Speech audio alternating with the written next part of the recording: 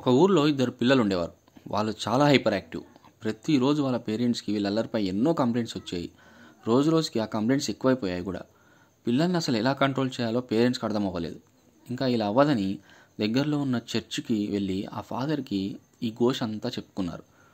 ఆ ఫాదర్ వాళ్ళ మాట అంతా విని, రేపు ఇద్దరిలో ఎవరినో ఒకరిని తీసుకురండి, ఇండివిజువల్గా కౌన్సిలింగ్ ఇస్తా అని చెప్పాడు. నెక్స్ట్ డే చిన్నోడిని తీసుకెళ్లారు ఆ పేరెంట్స్.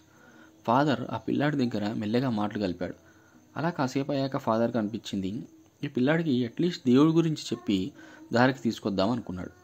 ఇక మొదలెట్టాడు. దేవుడు ఎవరో తెలుసా, ఎలా ఉంటాడో తెలుసా, అసలు ఎక్కడ ఉంటాడో తెలుసా అని గ్యాప్ లేకుండా దంచికొట్టాడు స్పీచ్. కాసేపు అయ్యాక పిల్లాడు సైలెంట్ అయిపోయాడు. అప్పుడు ఆ ఫాదర్ ఆ పిల్లాడి గుండెల మీద చరుస్తూ, ఇక్కడ ఉంటాడు దేవుడు, నీలోనే ఉన్నాడు దేవుడు అని కంక్లూడ్ చేసి పంపాడు. మా పిల్లాడు వెంటనే పరిగెత్తుకుంటూ వాళ్ళ అన్న దగ్గరికి వెళ్ళాడు.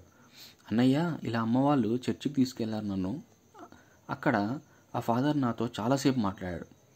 ఆ ఫాదర్ మాటలు బట్టి నాకు అర్థమైంది ఏంటంటే, అక్కడ దేవుడు అని ఎవడో ఒకడు మిస్ అయ్యాడంట. ఎవరో కిడ్నాప్ చేశారు. అయితే మనమే ఆ కిడ్నాప్ చేశామని వాళ్ళు మన మీద వేస్తున్నారు అంతా అని వాళ్ళ అన్నకి చెప్పేశాడు, మొత్తం భయపడుతూ ఆ చిన్నపిల్లవాడు.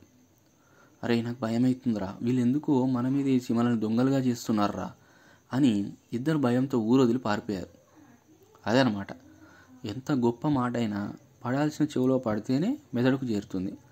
మనం ఒక మంచి మాట చెప్తే సరిపోదు, వినే వాళ్ళకి అర్థం చేసుకోగలిగే గుణం, స్థాయి ఉండాలి. అందుకే అంటారు, చెప్పే మనిషి వినే సిచ్యువేషన్ని బట్టి విషయం విలువ మారిపోతుందని.